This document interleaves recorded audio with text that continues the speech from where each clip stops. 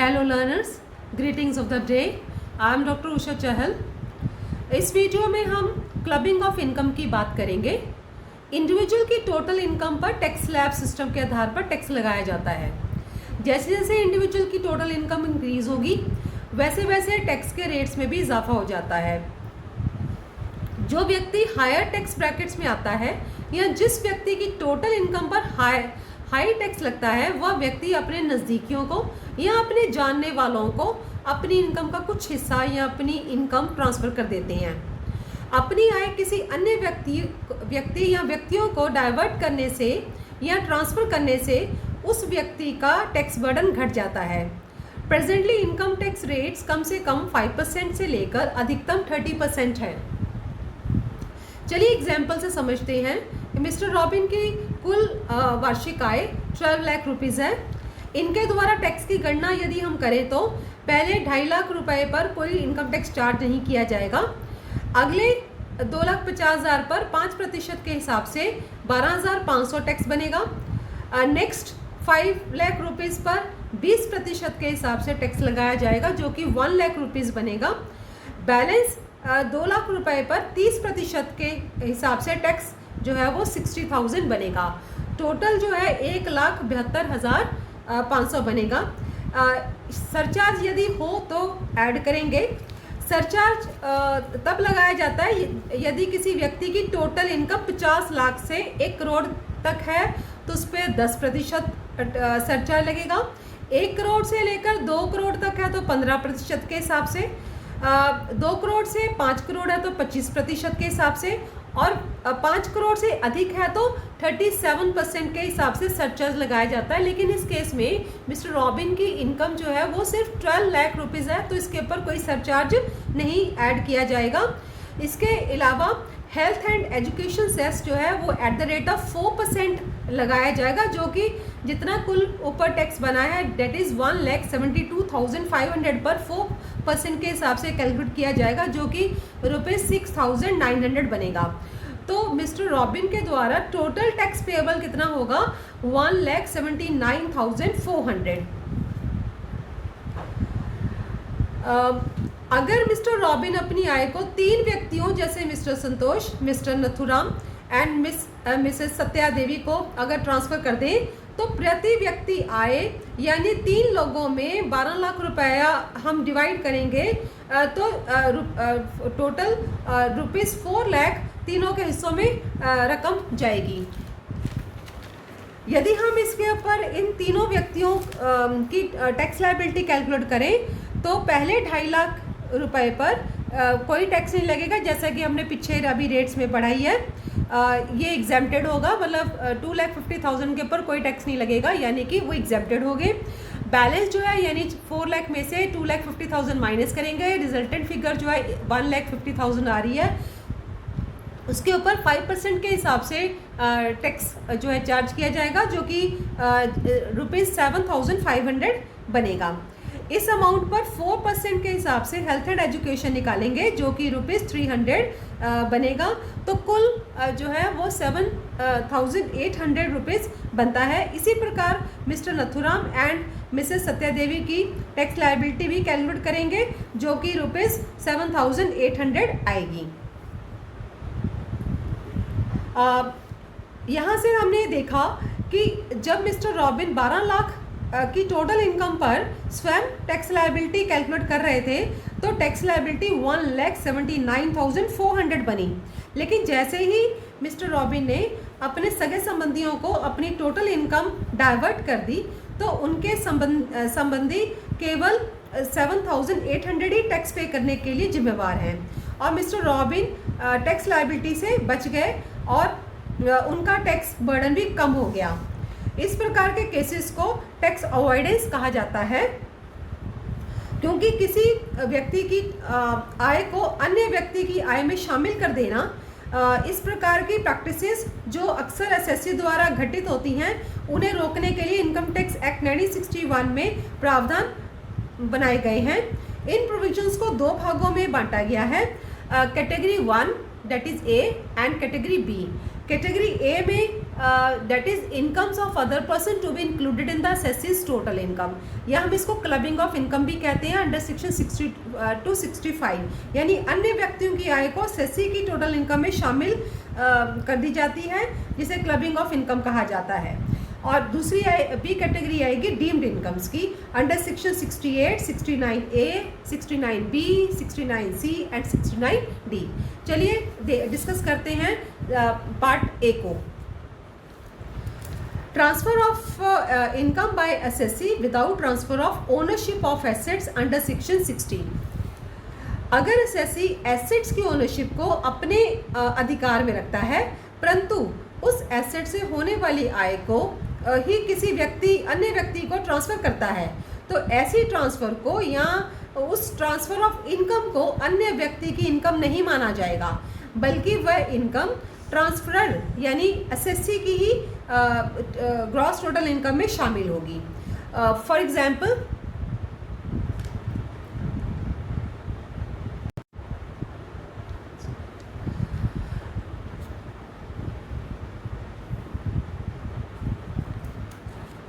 Example, mister robin ने किसी asset को ट्रांसफ़र किए बिना ही सिर्फ और सिर्फ उस एसेट से होने वाली आय, फॉर एग्जांपल 5000 रुपीज़ अपनी मदर को ट्रांसफ़र कर दी।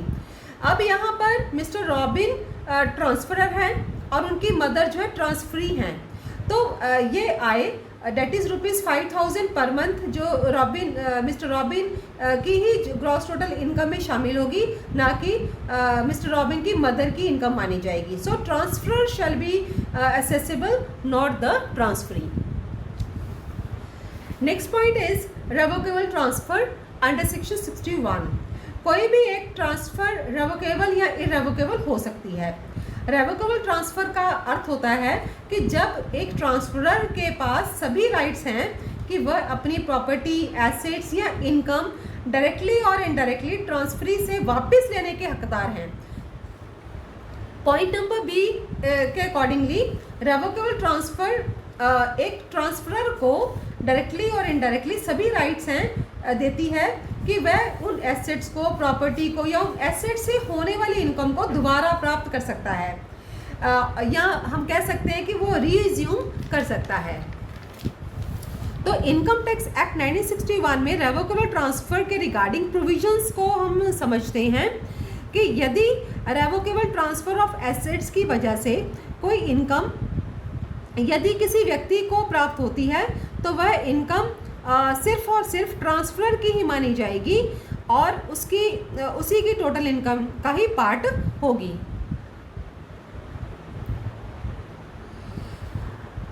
चाहे ट्रांसफर बड़ी ही मामूली से एसेट्स की इनकम का हिस्सा ट्रांसफ़र करता है, वह insignificant part of income transfer की ही इनकम में शामिल होगी। ट्रांसफ़र में किसी भी प्रकार की सेटलमेंट, ट्रस्ट, एग्रीमेंट या अरेंजमेंट द्वारा दी जा सकती है। एसेट्स और प्रॉपर्टी या फिर इससे होने वाली आय को ट्रांसफ़र माना जाएगा। फॉर एग्जांपल, मिस्टर सत्या देवी ने अपनी हाउस प्रॉपर्टी मिस्टर संतोष को इस शर्त पर ट्रांसफ़र की कि 5 साल बाद वह प्रॉपर्टी वापस ले लेंगी। इस केस में यदि उस हाउस प्रॉपर्टी से किसी भी प्रकार की रेंटल इनकम प्राप्त होती है, तो वह मिसेस सत्या देवी की ही टोटल इनकम में शामिल होगी, ना कि मिस्टर संतोष की इनकम में। इनकम ऑफ स्पाउस, ये पॉइंट शॉर्ट नोट्स के लिए भी इम्पॉर्टेंट है। स्पाउस मीन्स हस्बैंड और वाइफ। इस केस में स्पाउस की इनकम इंडिविजुअल की इनकम में शामिल होगी। किसी भी प्रकार की सैलरी, बोनस, कमीशन, फीस या any other form of remuneration जो कि स्पाउस को ऐसी कंपनी से प्राप्त हो रही है जहां पे इंडिविजुअल का सब्सटेंशियल इंटरेस्ट है। इस केस में जिसकी भी इनकम अधिक होगी, ये इनकम उसी की इनकम में शामिल होगी जो कि salary, bonus, commission, fees etcetera के रूप में स्पाउस को रिसीव हो रही है। इस रूल में एक्सेप्शन है, यदि ये सैलरी, बोनस, कमीशन या रेम्यूनरेशन स्पाउस अपनी टेक्निकल या प्रोफेशनल क्वालिफिकेशन की वजह से अर्जित करता है या वो करती हैं, तो ये इनकम इंडिविजुअल की इनकम में शामिल नहीं होगी, जोड़ी नहीं जाएगी। ऐसी इनकम उसी व्यक्ति की मानी जाएगी जो इसे अर्जित कर रहा है, जो इसे कमा रहा है, या उस स्पाउस की ही मानी जाएगी और ये उसी के हाथों में ही टैक्सेबल होगी। Meaning of substantial interest in case of company, यदि व्यक्ति एवं उसके रिलेटिव्स के पास इक्विटी शेयर्स हैं और उनके पास कंपनी के कम से कम 20% वोटिंग राइट्स हैं, इट मीन्स कि उस व्यक्ति का कंपनी में सब्सटेंशियल इंटरेस्ट है। कंपनी के अलावा अन्य केसेस में यदि व्यक्ति कम से कम 20% ऑफ प्रॉफिट्स प्राप्त करता है, यानी 20% प्रॉफिट्स प्राप्त करने के हकदार है, तो उनका उस कंसर्न में सब्सटेंशियल इंटरेस्ट माना जाएगा। यदि इंडिविजुअल के द्वारा अपने स्पाउस को डायरेक्टली और इनडायरेक्टली विदाउट एडिक्वेट कंसिडरेशन या मामूली सी रकम के साथ कोई एसेट, हाउस प्रॉपर्टी को छोड़कर इसके अलावा कोई अन्य एसेट ट्रांसफ़र कर दी जाती है और हस्बैंड एंड वाइफ में अलग रहने का किसी भी प्रकार का कोई समझौता नहीं है, तो यदि स्पाउस को उस एसेट से कोई आय प्राप्त होती है तो वह इंडिविजुअल यानी ट्रांसफरर की आय मानी जाएगी। यदि इंडिविजुअल अपने स्पाउस को हाउस प्रॉपर्टी ट्रांसफ़र कर देते हैं तो उस हाउस प्रॉपर्टी से होने वाली आय ट्रांसफर की आय में शामिल कर उसके ऊपर टैक्स की गणना की जाएगी। वह आय ट्रांसफरी की नहीं मानी जाएगी। फॉर एग्जाम्पल मिस्टर बलदेव ने 40,000 रुपीज़ के बॉन्ड्स अपनी वाइफ मिसेस जसविंदर को लव एंड अफेक्शन में ट्रांसफ़र किए और बदले में उन्होंने मिसेस जसविंदर से कोई राशि प्राप्त नहीं की। अब यदि मिसेस जसविंदर को इंटरेस्ट के रूप में कोई अमाउंट रिसीव होती है तो मिस्टर बलदेव की आय में शामिल होगी, ना कि मिसेस जसविंदर की आय में। Next point is income of daughter in law. यदि कोई एसेट से होने वाली आय को 31 मई 1973 के बाद किसी व्यक्ति द्वारा अपनी बहू को बिना किसी मोल भाव के ट्रांसफ़र कर दी जाती है तो ऐसी आय ट्रांसफर की आय में शामिल होगी, बहू की आय में शामिल नहीं होगी। Next point is transfer of assets for the benefit of spouse. यदि इंडिविजुअल किसी अन्य व्यक्ति या एओपी यानी एसोसिएशन ऑफ पर्सन्स को बिना किसी मोल भाव के अपने स्पाउस के बेनिफिट के लिए ऐसे ट्रांसफ़र कर देता है तो जितना लाभ स्पाउस को डायरेक्टली और इनडायरेक्टली हो रहा है उतने लाभ को इंडिविजुअल की इनकम की इंडिविजुअल की टोटल इनकम में शामिल किया जाएगा अंडर सेक्शन 64 सबसेक्शन 1 क्लॉज 6 के अकॉर्डिंगली। फॉर एग्जाम्पल एसेट से होने वाली आय रुपीज़ 12,000 है और स्पाउस के बेनिफिट के लिए इनकम की आधी राशि जो है वो ट्रांसफ़र के द्वारा रिजर्व रखी गई है, तो जितने एक्सटेंट तक की राशि ट्रांसफ़र के द्वारा रिजर्व रखी गई है वह राशि ट्रांसफ़र की इनकम में ही शामिल होगी। Next 6 point is transfer of assets for the benefit of sons wife. यदि इंडिविजुअल द्वारा कोई एसेट किसी अन्य व्यक्ति या एओपीज को 31 मई 1973 के बाद बिना किसी मोल भाव के डायरेक्टली और इनडायरेक्टली अपनी बहू को लाभ पहुंचाने के लिए ट्रांसफ़र किया जाता है तो जितना लाभ इंडिविजुअल की बहू को हुआ है उतनी राशि इंडिविजुअल की टोटल इनकम में शामिल की जाएगी। 7th point is income from business. यदि इंडिविजुअल द्वारा अपने स्पाउस या बहू को कोई एसेट ट्रांसफ़र किए जाते हैं और उन एसेट्स को स्पाउस या बहू द्वारा इन्वेस्ट कर दिया जाता है और यदि बिजनेस में कोई अमाउंट लगाई जाती है, ये अमाउंट कैपिटल कंट्रीब्यूशन में ना हो तो फार्मूला हम यूज़ करेंगे बिजनेस इनकम या फिर share of profit of transferee from the business multiplied by value of assets transferred by transferor divided by total investment by the transfer on the first day of the previous year. जो भी resultant amount निकलेगी उसे transfer की income में शामिल किया जाएगा। B point है यदि कैपिटल कंट्रीब्यूशन के रूप में अमाउंट ट्रांसफ़र की जाती है और इस कैपिटल कंट्रीब्यूशन पर प्राप्त होने वाला इंटरेस्ट ट्रांसफ़र की इनकम में इंक्लूड होगा।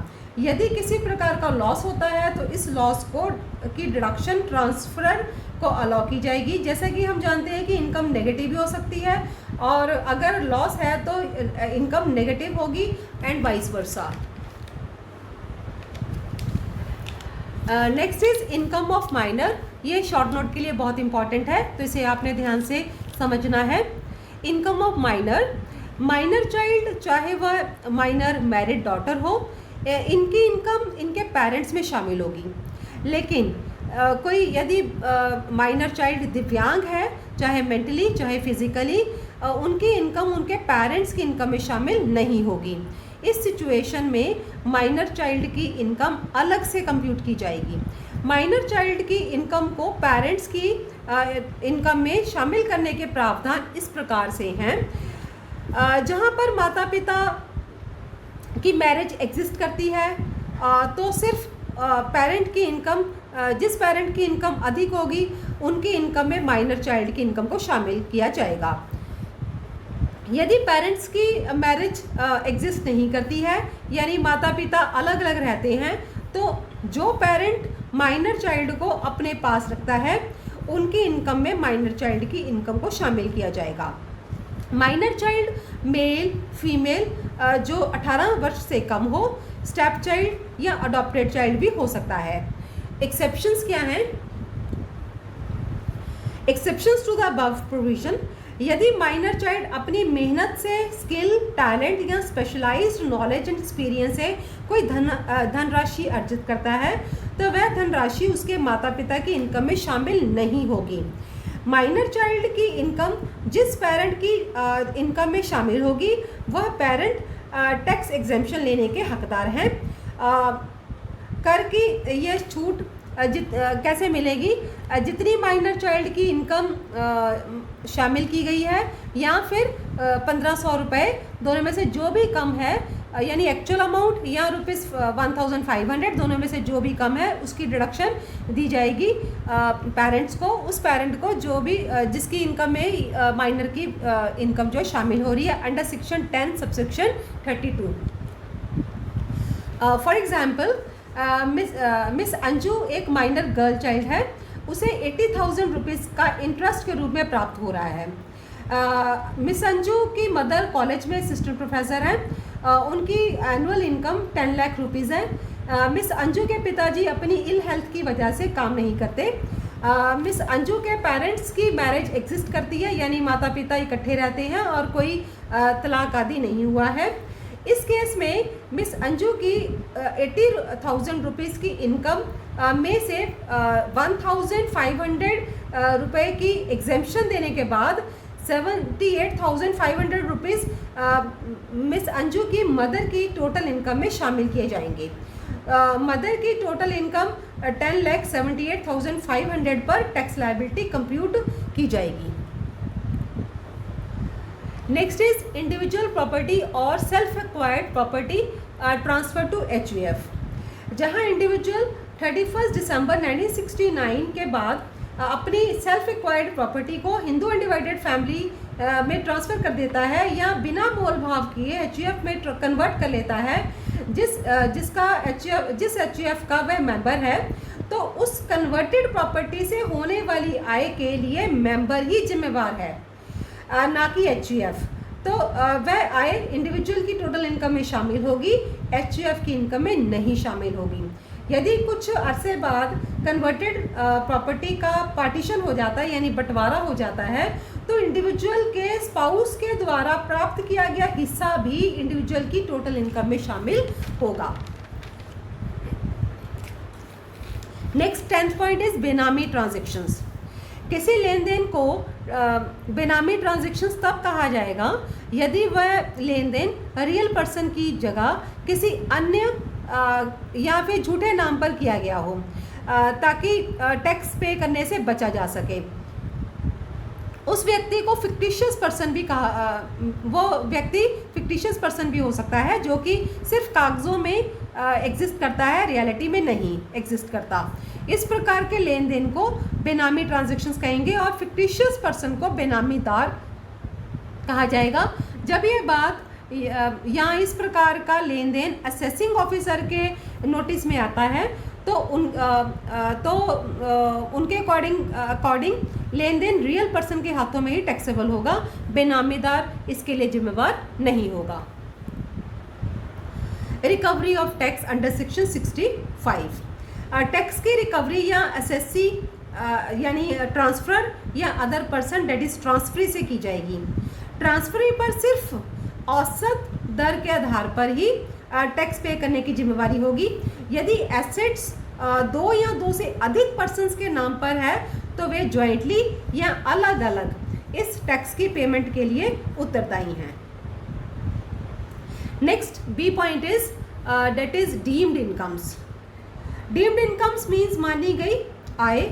इसमें ये पॉइंट्स शामिल हैं, that is cash credits under section 68, unrecorded and unexplained investments under section 69, unexplained money under section 69A, investments not fully disclosed in the books of accounts under section 69B, unexplained expenditure under section 69C and hundry money in cash that is 69D। आइए इसको अलग अलग points को समझते हैं। पहला point आता है कैश क्रेडिट्स अंडर सेक्शन 68। जब एसएससी की बुक्स में ऐसी जमा राशि पाई जाती है और एसएससी के पास इस राशि को अर्जित करने का या प्राप्त होने का कोई सोर्स नहीं वो बता पाता, ना ही एसएससी ये बता पाता है कि उसने ये अमाउंट कहाँ से और कैसे प्राप्त की है। असेसिंग ऑफिसर उसके द्वारा दिए गए बयान से संतुष्ट नहीं होते हैं तो इस प्रकार की जमा धन राशि को बिजनेस प्रॉफिट्स या इनकम फ्रॉम अदर सोर्सेज माना जाएगा और ऐसी धनराशि पर उसी वर्ष टैक्स लगाया जाएगा जिस वर्ष में ये डिटेक्ट हुई है। Second point is unexplained investments under section 69।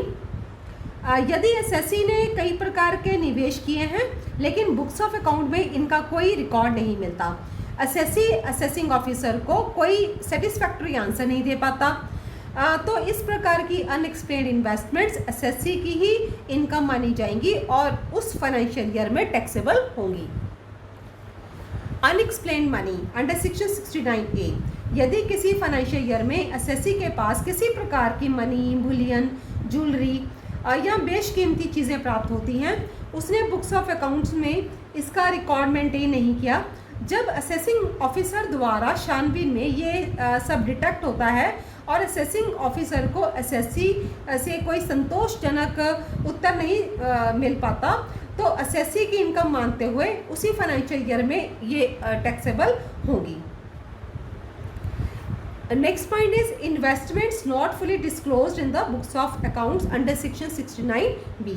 यदि एसएससी ने ज्वेलरी, वैल्यूएबल आर्टिकल्स या इन्वेस्टमेंट्स को खरीदा लेकिन बुक्स ऑफ अकाउंट्स में उसने एक्चुअल मनी स्पेंट का जिक्र नहीं किया या उसको रिकॉर्ड नहीं किया, या उसने रिकॉर्ड तो किया लेकिन बहुत ही कम अमाउंट रिकॉर्ड की है, तो जब ये बात असेसिंग ऑफिसर के नोटिस में आएगी और असेसिंग ऑफिसर के द्वारा पूछे जाने पर असेसी कोई सेटिस्फैक्टरी रिस्पांस नहीं दे पाता तो वह एक्सेस अमाउंट असेसी की इनकम मानी जाएगी। फॉर एग्जांपल 10 लाख रुपीस की कोई चीज़ को खरीदी गई थी और बुक्स ऑफ अकाउंट्स में सिर्फ 6 लाख रुपए की दिखाई जाती है, तो उस केस में जो डिफरेंस है वो जो है वो डीम्ड इनकम मानकर उसके ऊपर टैक्स एसएससी की इनकम पर टैक्स लगाया जाएगा। Next is unexplained expenditure under section 69C।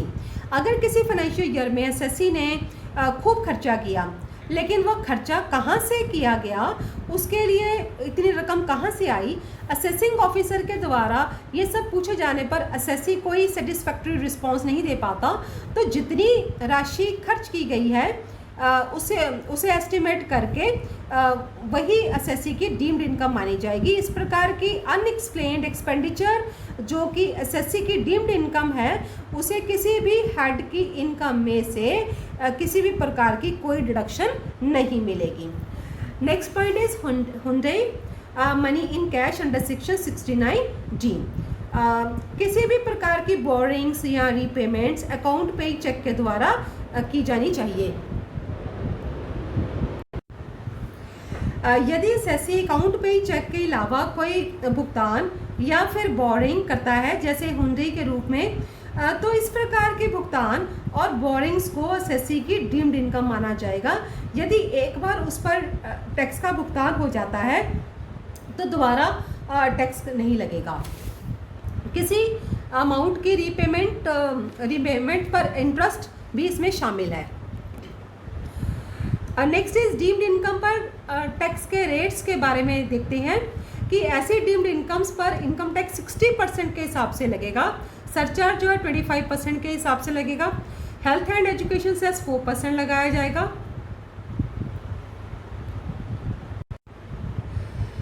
इस सेक्शन के अंडर किसी भी प्रकार की डिडक्शन नहीं दी जाएगी। डीम्ड इनकम्स के अलावा अन्य इनकम जो कि हमने अभी पीछे ए पॉइंट में पढ़ी थी, उनके ऊपर इनकम टैक्स एक्ट 1961 के प्रोविजंस के अकॉर्डिंगली टैक्स लगाया जाएगा, यानी वो टैक्सेबल होंगी। नाउ अब हम बात करते हैं असाइनमेंट्स की। Question number 1, write short notes on income of minor child, unexplained investments, cash credits, clubbing of income, deemed income, revocable transfer. Long question की यदि बात करें तो ये क्वेश्चन इंपॉर्टेंट बनता है और अक्सर 99% केसेस में ये क्वेश्चन आता है। Discuss under what circumstances is the income of other persons can be included in the income of SSC under income tax act 1961। Thank you very much. Subscribe my channel and like this video. पढ़िए और आगे बढ़िए।